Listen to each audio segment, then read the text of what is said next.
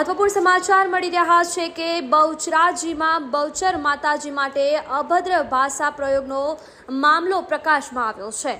મનસુખ રાઠોડ નામના શખ્સ દ્વારા માતાજી માટે અભદ્ર ભાષાનો કરાયો હતો ઉપયોગ। જ્યારે આ મામલે બહુચરાજીમાં સ્થાનિક શ્રદ્ધાળુઓએ યોજી છે રેલી, જેમાં જય બહુચરના નાદ સાથે રેલી યોજવામાં આવી છે। તો આરોપી સામે કડક કાર્યવાહી કરવામાં આવે તેવી પણ માંગ ઉઠવા પામી છે।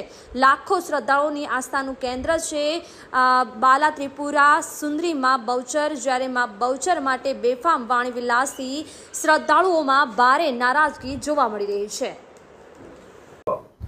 કડી પોલીસ સ્ટેશનમાં ગઈકાલે એક ફરિયાદી સોલંકી યુવરાજસિંહ હિંમતસિંહ કે જેઓ મૂળ દેત્રોજના રહેવાસી છે અને અત્યારે કડીમાં રહે છે, તેઓ એક ફરિયાદ આપેલી છે, જેમાં આરોપી મનસુખભાઈ રાઠોડ કે જેઓ કોટડા સાંગાણી રાજકોટના રહેવાસી છે, તેઓએ પોતાના યુટ્યુબ ચેનલ મારફતે હિન્દુ દેવી દેવતાઓને વિશે અભદ્ર ભાષામાં વાતચીત કરી અલગ અલગ કોમ વચ્ચે, અલગ અલગ કાસ્ટ વચ્ચે વૈમનસ્ય ફેલાય તેવી રીતે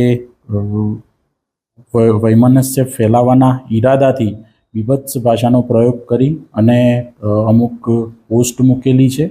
એની નીચે કમેન્ટ પણ એ મુજબની કરેલી છે અને આ કામના જે ફરિયાદી છે તેઓએ તેમની સાથે ટેલિફોનિક વાતચીત કરી, ત્યારે પણ તેઓએ આ વાતચીત દરમિયાન પણ આ મુજબની વિભત્સ દેવી દેવતાઓ વિશેની ટિપ્પણીઓ કરેલી છે, જે બાબતે પોલીસે તેઓ વિરુદ્ધ આઈપીસી સેક્શન 295A, 298, 153A, 5052 અને આઈટી એક્ટની સેક્શન 67 મુજબ ગુનો દાખલ કરેલો છે।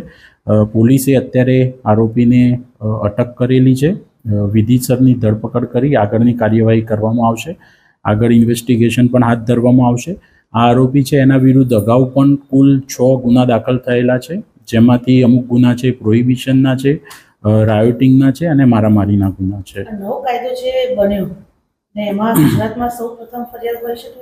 ના, આ જે બનાવ છે એ 30 તારીખ પહેલાંનું છે, જેથી આપણે કોન્સ્ટિટ્યુશનની જે જોગવાઈ છે આર્ટિકલ સેક્શન 20 મુજબની આર્ટિકલ 20 મુજબ કે at the commission of offence જે કાયદો લાગુ હોય, પ્રચલનમાં હોય, તે કાયદા મુજબ કાર્યવાહી કરવાની થાય, જેથી આપણે જૂની આઈપીસી મુજબ ગુનો દાખલ કરેલું છે, સાથે આઈટી એક્ટની રેલેવન્ટ સેક્શન્સ પણ એડ કરવામાં આવેલી છે।